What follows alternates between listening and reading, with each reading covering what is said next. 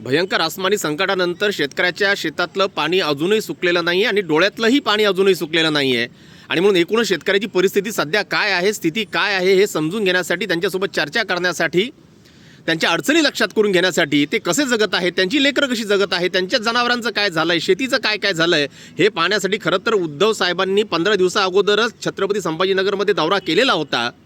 हंबरडा मोर्चा या टायटलखाली एक मोठा मोर्चा हजारो शेतकऱ्यांनी उत्स्फूर्तपणे त्याला दाद दिली, हजारो शेतकऱ्यांनी त्याच्यात उपस्थिती नोंदवली।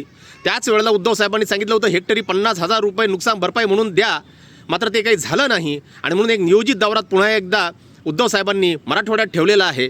8 जिल्ह्यांमधल्या 22 तालुक्यांमध्ये हा दौरा आहे। आज नांदर, पैठण येथून त्याची सुरुवात झाली आणि ज्यावेळेला सुरुवात झाली त्यावेळेला शेतकऱ्यांना विचारलं नुकसान भरपाई मिळाली का? आपसुकच सगळ्या शेतकऱ्यांनी सांगितलं कुठलीही नुकसान भरपाई मिळालं नाही।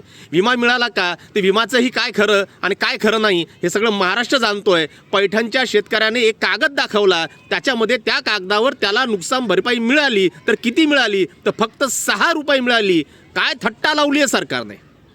6 रुपये देत आहे म्हणजे अकोल्याला तिकडे 6 रुपये 21 रुपये अशा प्रकारे तिथे झालेलंच होतं। मात्र महाराष्ट्रातल्या तमाम शेतकऱ्यांची हीच थट्टा या सरकारने लावलेली आहे, या विमा कंपन्यांनी लावलेली आहे आणि याच्यावर ज्यावेळेला पत्रकारांनी नवनाथ बन यांना विचारलं त्यावेळेला ते काय सांगत आहेत? नवनाथ बन म्हणजे कधी काळी पेड पत्रकारिता करत होती, पत्रकारितेची सगळी मूल्य त्यांनी सोडून दिली। कधी काळी त्यांनी फडणवीसांना वाटेल ते प्रश्न विचारले होते, विरोधात जाऊन विचारले होते। ते म्हणतायत फडणवीसांनी भरपूर मदत पोहोचवली। ही ती 6 रुपयाची भरघोस मदत आहे का?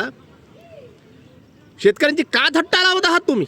काहीच कसं तुमच्या जीवाला वाटत नाही? पूर्ण राजकारणाच्या आणि निवडणुकीच्या मोडमधून कधी बाहेर येणार आहात? मला वाटतं उद्धव साहेबांचा हा जो काही दौरा आहे याच्यामध्ये हजारो शेतकरी त्यांना भेटणार आहेत। तुमचे प्रश्न, तुमच्या समस्या, तुमच्या अडचणी उद्धव साहेबांसमोर जरूर ठेवा, शिवसेनेजवळ जरूर ठेवा, ओरिजिनल शिवसेनेजवळ जरूर ठेवा। तुमचा आवाज हा सरकार दरबारी पोहोचवून आपल्याला न्याय मिळवून घेतल्याशिवाय आपण शांत बसणार नाही। जय महाराष्ट्र।